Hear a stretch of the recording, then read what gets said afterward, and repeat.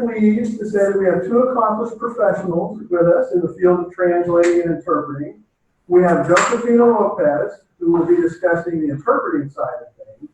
She's got an extensive background that includes teaching and lecturing in the field. And she's currently a Spanish medical interpreter and trainer at Pure Language Services in Lexington. Spencer Kimball is joining us for the translation side of things. He's in Chicago and he works for Handelsblatt. I did not pronounce that in German. Translating, and primarily what he does is German to English translation for a media company. And he's also a center grad, 2009 center grad. So what I'm going to have them do is just give a little bit about their career background, some general information, each of them, and then after that you can ask questions. But please speak up. We've had a little bit of trouble getting on that end for them to have a good sound. So who I forgot even who was going to go first. I think I was going to go first. You're going to go first? All right. Spencer's going to kick it off for us. Okay, great. Yeah, like Kirk said, my name's Spencer. I graduated from Center in 2009. And I don't know if any of you are German or international studies students, but I had Ian Wilson and Lori Hartman Mahmoud and Ken Keffer, who I think is retiring now, right? Or maybe he already has. He retired last year. Last year, okay, yeah. Yeah, I graduated in 2009 and I applied for a Fulbright scholarship and that ended up working out. So I got a scholarship to Berlin where I studied for a year. And then, through Fulbright, I ended up getting an internship with a media company called Deutsche Welle. And that's Germany's international broadcaster. It's set up a bit like, a bit like the BBC. They have a website that's in, multiple languages, including English. They have radio, they have television.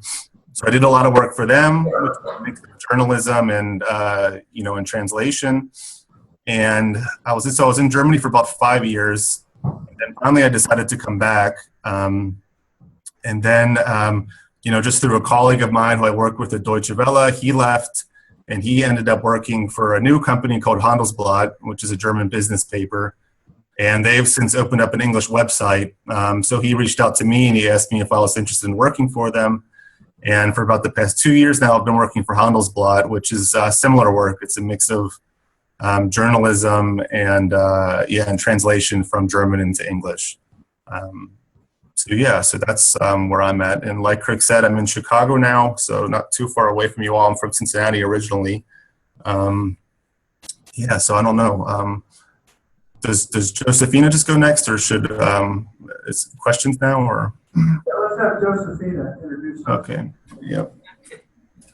Yeah. First, I want to thank Jenny Valor and Santa College for this opportunity and useful opportunity for the students that's looking for will be the best career, especially if they're learning foreign language. I have to start by saying I have an extensive professional teaching and scholar experience for over 25 years in the field of medicine and Spanish language and literature, and then in medical interpreting. Over the 15 years, I've been working I have my experience teaching and professional experience as an interpreter, medical interpreter mainly. First, while pursuing my PhD here in the University of Kentucky, I worked for 8 years in the UK Chandler Hospital, interpreting, also doing some medical translation. Then in 2010, I was invited. I went to Wake Forest University and I taught medical Spanish class. I've been teaching it for 13, 15 years, different levels, graduates, undergraduates, and professional levels. And at Wake Forest University, I was the first one to teach medical Spanish and adding medical interpreting in my class at the graduate program, interpreting and translation. So my tenure visiting just ended and came back to Lexington. I love Lexington, working here in the community. And I've been started working as an agency at Pure Language Services and as a medical Spanish interpreter and have been trained.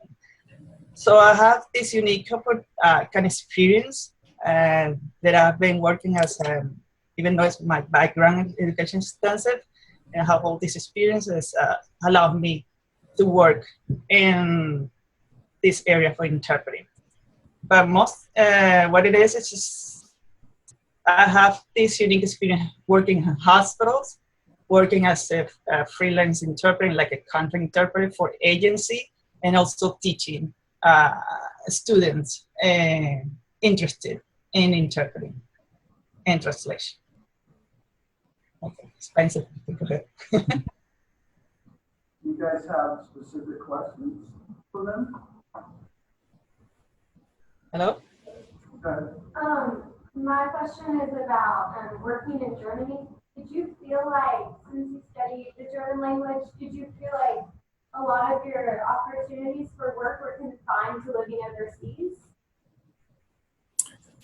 Kurt, could you just repeat that for me? It was a little bit. Yeah, sure. She's asking, did you feel like your opportunity was confined in some ways to working overseas? Well, I mean, I was kind of afraid of that, but I mean, for me, that really hasn't been the case, because when I was over there, you know, I networked with, you know, people at Deutsche Welle, and you know, just through those connections, when I came back, you know, this job was offered to me at Handelsblatt, and now with, you know, the internet, obviously, you know, working remotely is an option. So, I mean, for me, it all just kind of happened really smoothly. But yeah, you know, I mean, I know that, you know, for example, a lot of German companies are really active in the U.S. I mean, I think the U.S. is Germany's biggest trade partner. So I think with German, I mean, it's not like, you know, Spanish or other languages where it's, you know, really widespread and it's a language you would hear, you know, obviously spoken on the streets or something. But I mean, if you're a little more proactive about it, you know, and you really kind of search out opportunities, I do think you'll find them. Other questions? What's your specific area within the international studies major? Because I know it like branches off into three divisions. I think that's about what my specific focus was, right? And then it's like comparative studies or like yeah, I mean, for me, I don't know if there really was a specific focus when I graduated, if that was an option, specialization. I mean, you know, my majors were international studies in German, and then I had a minor in history. So yeah, I mean, those are, you know, the three things that I focused on. I mean, I did a pretty broad range of stuff. I mean, I took classes on the Middle East, on Europe, history classes, like I said. I mean, at the end of the day, in terms of work and the opportunities that you'll find, I mean, I don't think your specific focus will necessarily be that important. You know, I mean, it's really just about, yeah, I mean, how you perform in the job, I think, mostly.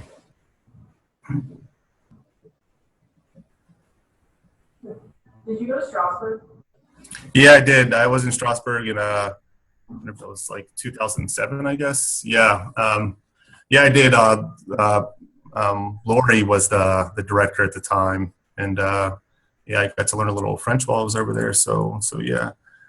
So, I mean, yeah, I mean, it was a great program, and it kept me interested in Europe and in learning German. And, you know, that's probably what, you know, kept me motivated to apply for the Fulbright. And, you know, Ian and Lori and everybody was all really supportive. So yeah, I think Center's a really good school to apply to Fulbright scholarships from, because the faculty is really supportive. That was my experience anyway. So I don't know if any of you are interested in that, but I think you're at a good place, you know, a good place to apply. Was it hard to become an interpreter? Was it a long process, or was it a fairly easy process for you? I think that was for Josephina. That was about interpreting. Yes, can you repeat it more, because it's hard to understand. Can you tell us a little bit about the process of becoming an interpreter? Yeah, sure. I have to start by saying that there's a need of qualifying professional interpreters, especially in the field of medicine and legal, and mostly all of them. Then the process is, even though I have to tell you there's a need, the Department of Library expected 29% of employment between 2014 and 2024.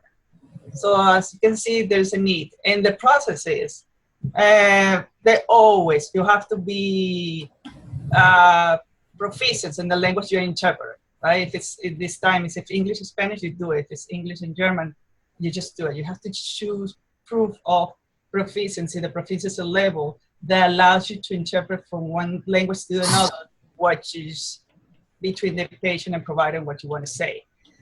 You have to understand and remember the language doesn't come alone. It's not a linguistic just type of issue, it's also a culture. So with language comes cultures because it's more complex than just learning a language by itself. So you just prove yourself that you just able to communicate both in both languages, English, Spanish, English, French, English, or any other language that you just interpret, you will be interpreting. You have different, like ACTFL, the American Council of Teaching Foreign Languages, you can test yourself. And you just pay some kind of amount, also saricom.com, you just pay amount and they test you. And then you need to kind of have a point of 3.22 points to pass that test. Once you pass that test, you are able to prove that you have the level of proficiency in that language. The other step is, of course, you have to know the right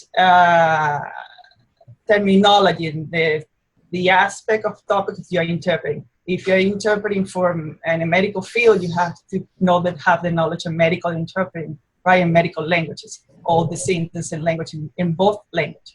You have to know there's some differences and the influence of Anglicism and literal translation and the offline things, translating things that are not properly. But you have to prove that. There's another way they test you. In order for you to, the next step, first is language, second in the knowledge of the terminology you use in legal, medical, another that can come along in the mass media. There's another one that you just have to, need to be trained. So the most common and well-known program, basic training, is known Bridging the Gap. It's a 40 hours training program that in Kentucky, you can find it in Kentucky. It costs about $400, $500, and it's 40 hours training. Because once you apply for a position, they will always, in one way or another, ask you for that basic program. Most well known, starting in 1994. So you can do it, find it here in Cincinnati. They teach it in Cincinnati, in Louisville, and in Lexington. And once you have that training, if you're more seriously about considering going to the interpretive field, like a profession, then you have all the certifications. They have been approved not too long ago. So you have a national certification that you can take from the Certification Commission of Healthcare Interpreting or from the National Board of Interpreting of Medical Interpreters. So these two ways, you just pay, you have the written exam where they ask you ethics, medical terminology, language, and all things related with interpreting in that field.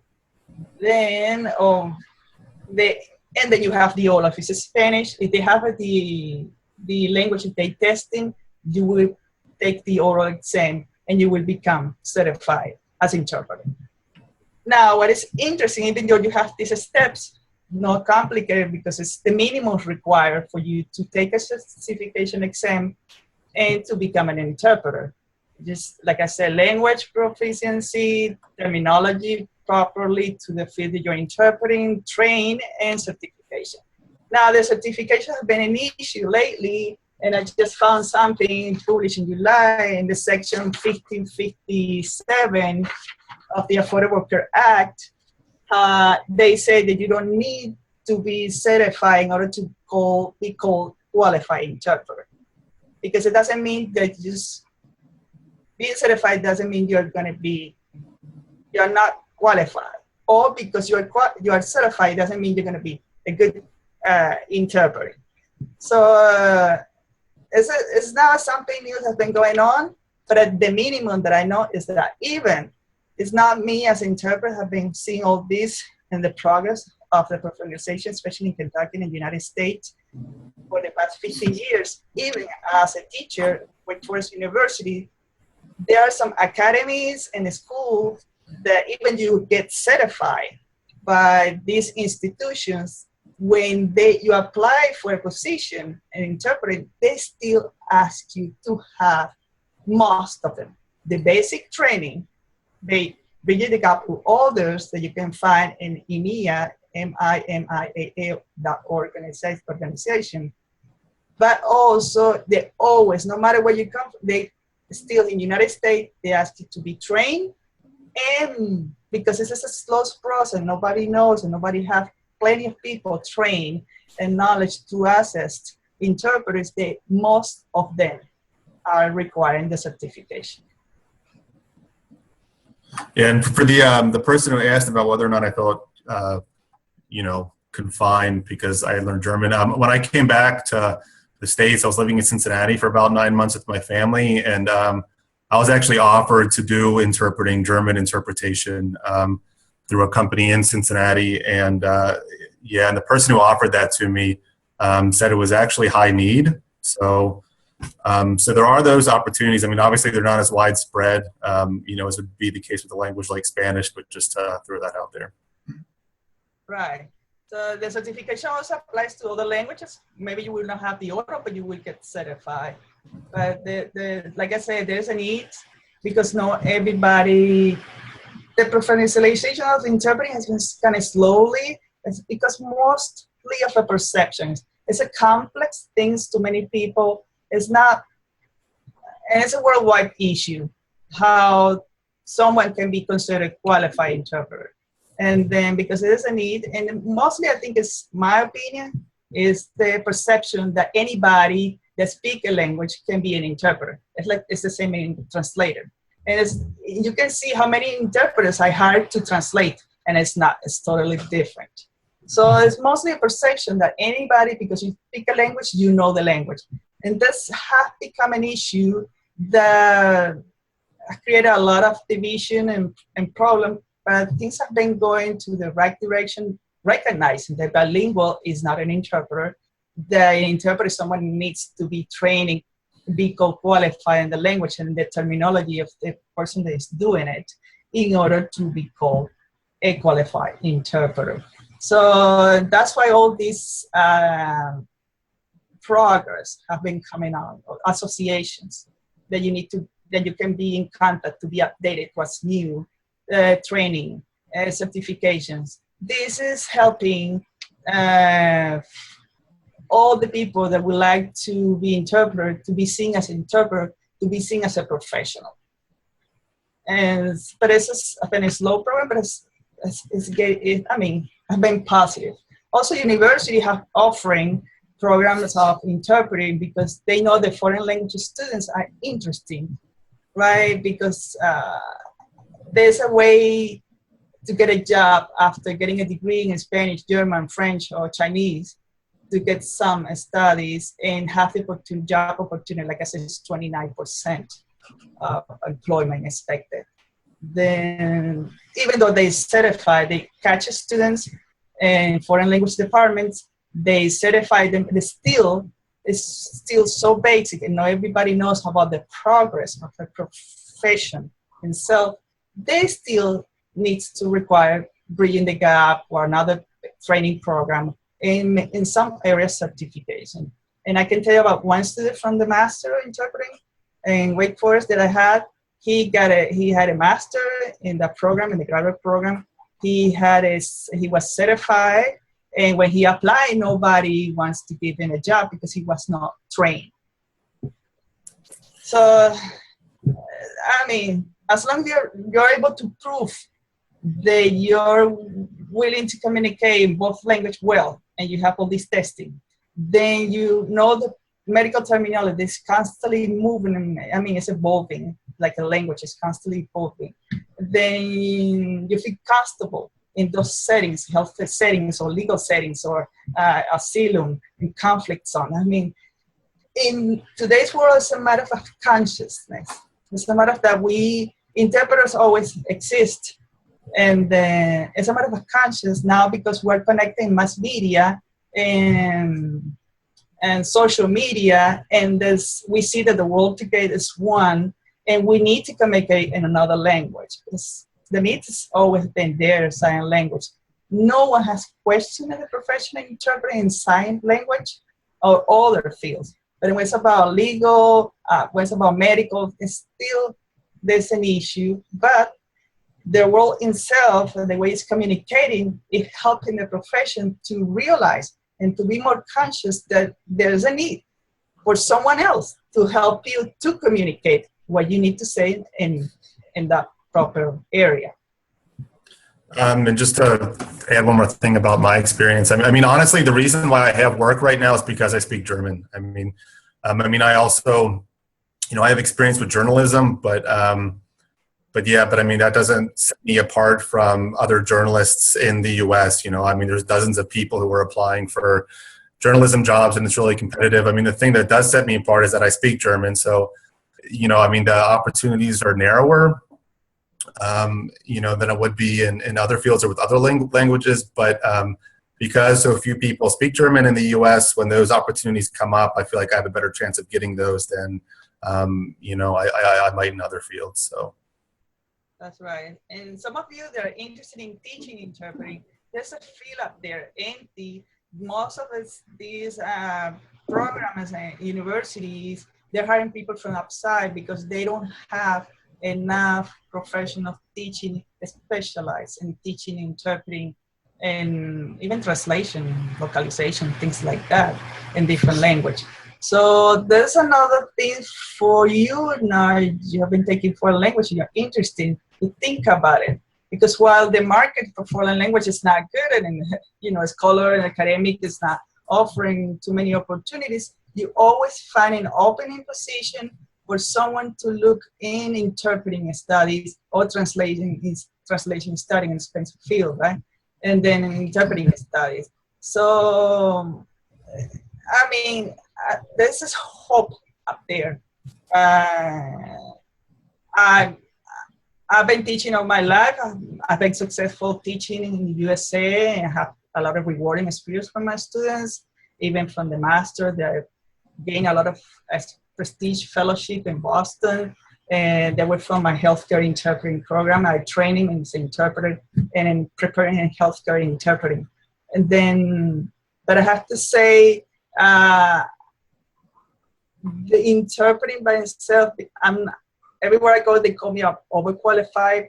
I don't care, it's just the way it is. I enjoy what I'm doing. It's the human experience, it's a need, and it's immediate rewarding. You just see it, and you see the need. And you see that there's a need for someone up there to give a better job of what people consider that anybody can do it. So it's a way for me also to prove that someone like me can do it, and somebody else that can be trained and educated and have the willingness to do that job that is extremely human and rewarding. So you have different opportunities. You can be just an interpreter, whatever the field you are interested in, go medical, and then indigenous is another field that's coming, and then interpreting it for indigenous population.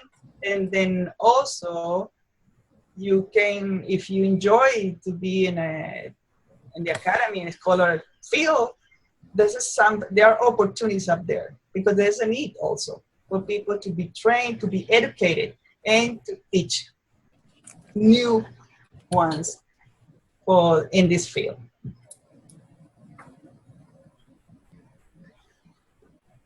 Have you ever thought of going abroad to teach English? So I don't know if that was for me. So can you repeat the question, Kirk?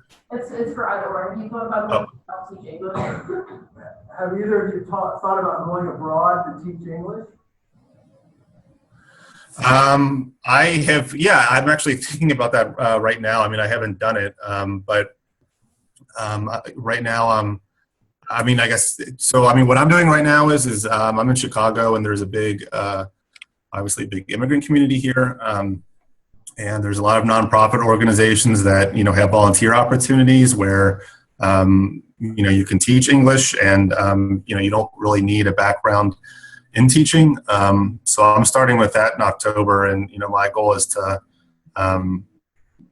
get a little bit of experience, a little bit of preparation, and then, maybe go abroad somewhere in Latin America to teach English. So, I mean, I also know there's other programs that are really, really great in, I think, South Korea. I've met a few people who have done that program, and yeah, I mean, you have to double check, but I think they even provide you with housing, and the pay is good. I think it's usually like a year or 2 year thing. I've heard pretty good things about that program. I'm sure if you Google it, you'd find it pretty quickly.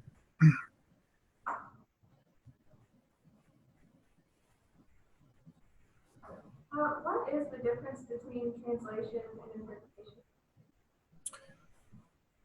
I mean, I don't really have experience in interpreting. I mean, I've mostly done translating, and I just kind of really fell into it. I was really more in journalism, but working for a German media company, I also had to start doing translation. So Josefina might be the better person to talk about that. But I mean, my impression is that I think with translating, I don't think as long as you speak the language, that's often enough. That's been my experience. I mean, I think with interpreting, the stakes are higher, especially if you're, interpreting in a place like, a hospital or a courtroom or something. But maybe Josefina has, more insight about that.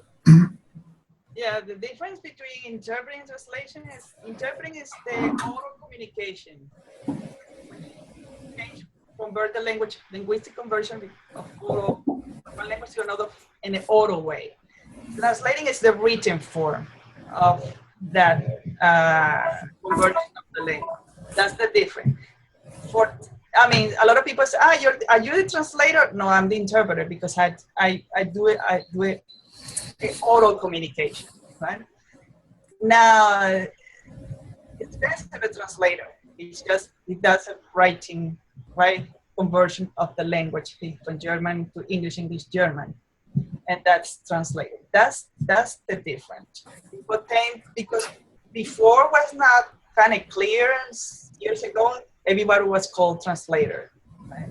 But there's a huge difference between being a translator, someone that related with written conversion of the language that they're doing, of the message, and the other one is interpreting the oral communication.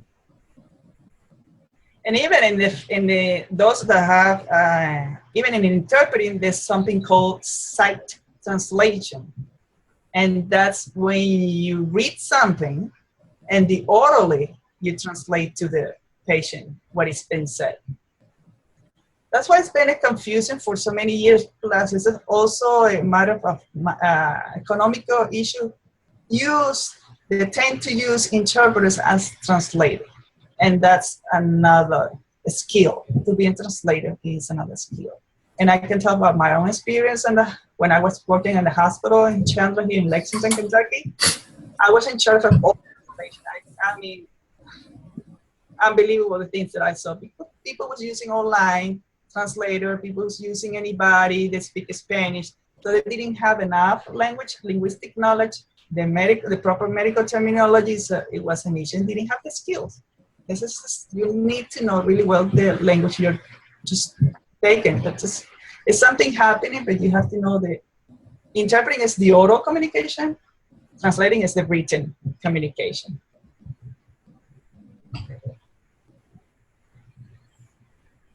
Other questions? I have a question. If you're interested, let's say somebody's interested from this, what strategies would you use to get into the field? I think, I don't know if there's anybody in the classroom who's bilingual or not. I'm not bilingual. I guess, I'm fluent in German now, but, I had to really learn the language. So, if that's your starting point, my biggest recommendation would be to go abroad and to try to, live in the country where the language is spoken, to really have an immersion experience.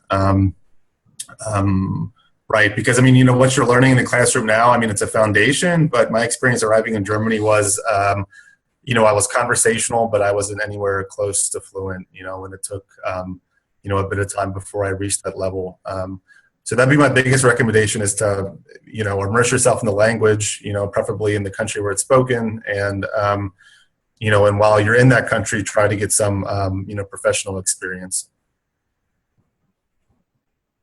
How do you go about locating professional experience? For me, I had a scholarship. So, I had a scholarship and I went to Germany on that. And then through the connections I made on that scholarship program, I was able to get an internship with, Deutsche Welle, which has really, led to the career I have. So, everybody goes about it in a different way, but, to use the cliche, networking is really important. I never really, believe that. And I always kind of rolled my eyes whenever people would, say it to me when I was younger, but it's really the truth. I've never gotten a job just by applying on an online job board. I'm sure some people do, but I haven't. All the jobs I've gotten have been through people I know and who know how I work, and, they talk to other people, and eventually, opportunities come back to me. So, so if you go abroad, just find a way to network with people there, and I think you'll find opportunities. Yeah, if you're learning a language, I agree with Spencer. It's just always the experience going abroad is extremely helpful. You're in contact with the people, you're 24/7 hearing, you're forced to use the language, you just learn the culture, you use more than languages, it's more than that. And this allows you to be in the classroom, you just learn few things, right? Give you skills, then knowledge, basic knowledge for you to you can do it by yourself and be good without going abroad. But the experience abroad is just extremely positive, and I really recommend it for some now. I've been teaching here college level, like I say, and I have noticed the difference of those students are going abroad and coming back from it. I have seen the improvement of the language themselves, and also makes them feel more confident, and because they've been exposed to the experience. So I always recommend that. Everybody have maybe the opportunity, but I know Central College have that really good program abroad. And then this is a good opportunity for any students that wants to leave the classroom and have contact with native of the country that they want to go. If the German, right? If it's Spanish, to just do it. If it's French, this is really positive experience. And even that I taught so many years medical Spanish, I have so many pre-meds and students that right now are physicians. I always recommend them to go having this kind of experience abroad, so they can, like a mission or religions or by any institution, like what's the name of, they go to Ecuador, it's shoulder to shoulder, they're different ones.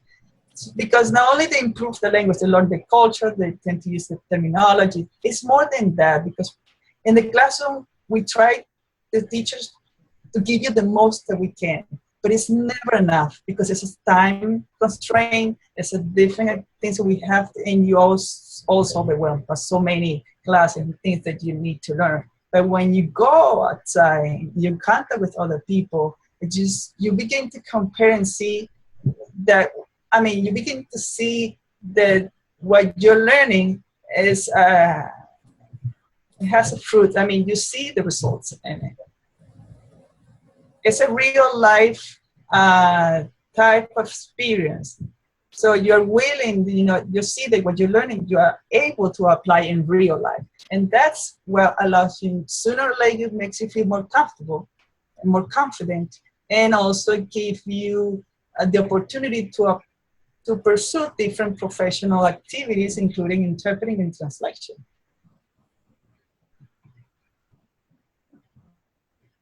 This question's for Spencer.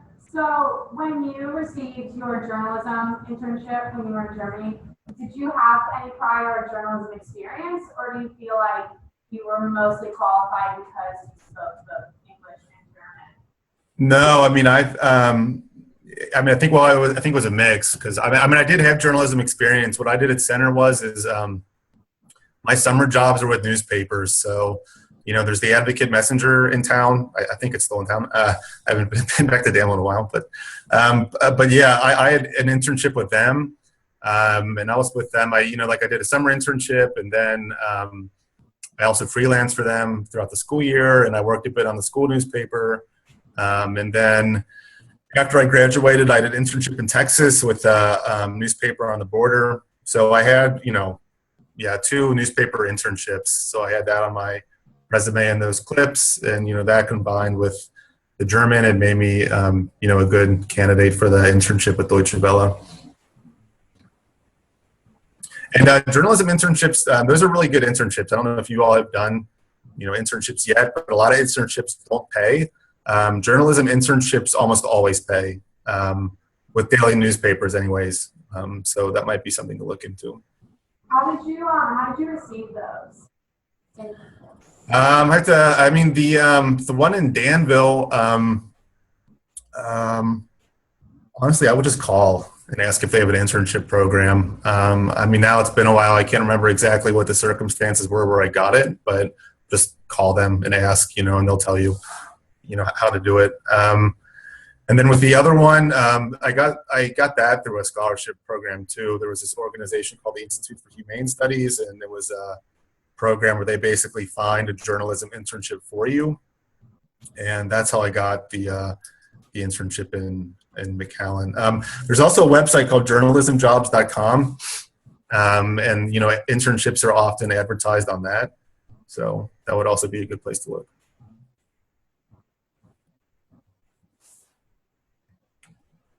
Yeah, and interpreting, if you're looking, you have the associations. It's like this place is big names and interpreting, medical interpreting or legal interpreting. This association allows you to be in contact what's up there, and also job positions and new training programs, and any activity that will allow you to have contact with you and the community, because there's a different, right? Maybe some of you are interested in interpreting, but not in the community face-to-face interpreting. Maybe just some of you are interested more in simultaneous conference type of interpreting.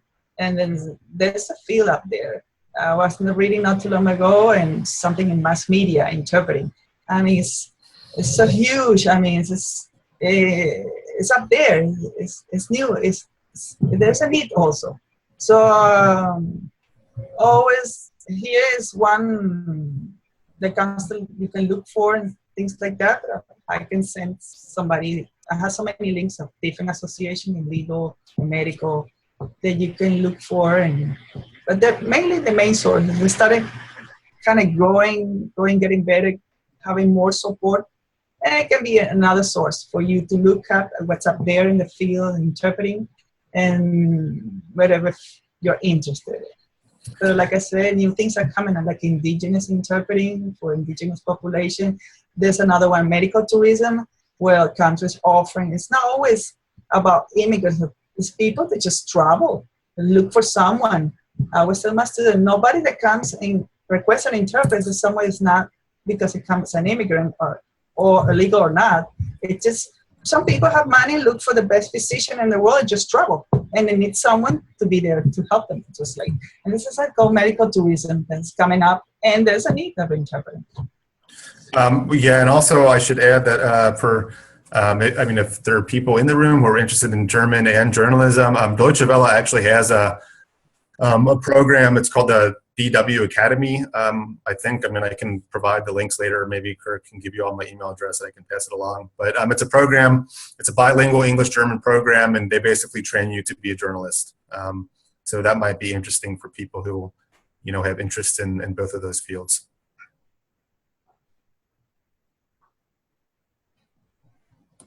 Last questions? No? How about you guys? Any closing thoughts for us? I think the one thing that I should say that I haven't yet is I think, you really have to be committed to the language. That's the most important thing, and you really have to invest a lot of time in it. Like I said, I wasn't a person who was, born and raised bilingual, and, I had to really invest a lot in learning German. So So yeah, I mean, sometimes it might not seem like there'll be a payoff, but for me, there really has been. And if you want to get involved in, a career like translating or interpreting, I mean, you really have to be committed to engaging with a language, especially if it's a language like German or, really even French, because you're not going to have the same opportunities to speak it on a daily basis in the States that you would with a language like, Spanish, or maybe a language like, Mandarin or something. So, so really be committed to learning the language. I mean, it's a skill, and it'll bring opportunities later. Yeah, I agree with Spencer. It's a life commitment type. I'm a native. I study my own language. I have to be in my own language. And every day I need to be on top of it because the world is changing. Because I'm in a context with people, as a mix and try to use words differently. So you have to be aware of that. That once you're committed to learn a language, it will be the entire life for you to do. And take this seriously because you can do really well. I mean, you can do well to people through language, but you can harm a lot through language. It's words that matter. So, if you're interested to contact me, I can send my email later to Kirk, and you can contact him or Jenny Baller or anybody. And then I'll be glad to help anybody with sources or any other questions you might have. You can write it to my email that I will provide later to Kirk. I mean, to be honest, when I was studying in college, I just really was studying German out of interest because I like languages. I mean, I never thought it was something that, would bring me an income and a career. But of all the things that I've studied, that was the most useful thing I've studied and the thing that's, brought the most practical usefulness to my life. So for those of you who, aren't studying, like a hard science that, or computer science or something like that, where you can really quickly apply or turn into a career. If you're studying the liberal arts, probably one of the most useful things you can study is a foreign language, I would say. That's right. You never know what you're learning might be helpful. How the way you do. I never thought study medicine and be someone in letters and writer and the whole thing would come when I come here to pursue my vision. I never thought it was going to be so helpful. And all these fields come together and make it meaningful to me and the society. Teaching medical Spanish, helping my coworkers as interpreter, training interpreters, teaching. I mean, all this experience as interpreter helped me and to become a better professional. And I have seen how rich it is, all this knowledge in the language of itself and the experience. And so all the experience, I never thought I was going to have it. And then, but in a positive way, it helped me to give back and share all my experience to my students in my classes of medical Spanish or interpreting, and even my coworkers. And now working as an interpreter full-time almost. Again, I still have an hour to teach them and help my coworkers to medicine and language and interpreting. So you never know. You just, like I said, I agree with Spencer. I was studied to be a kind of intellectual, a scholar. Yeah, but I have been beyond that. I noticed it's not only what is up there in the classroom, in the paper. This is what you do, what you learn it's applicable in real life. And it's meaningful. So I hope my experience will help you to decide or see clear what you wanted to pursue in life. But it's up there, and it's up to you to decide to experience it or not. And from my point of view, I've been extremely positive, not only for myself, but for the people that I have helped through my professions and to the students that I have taught. Thank you both very much. Thank you for having us.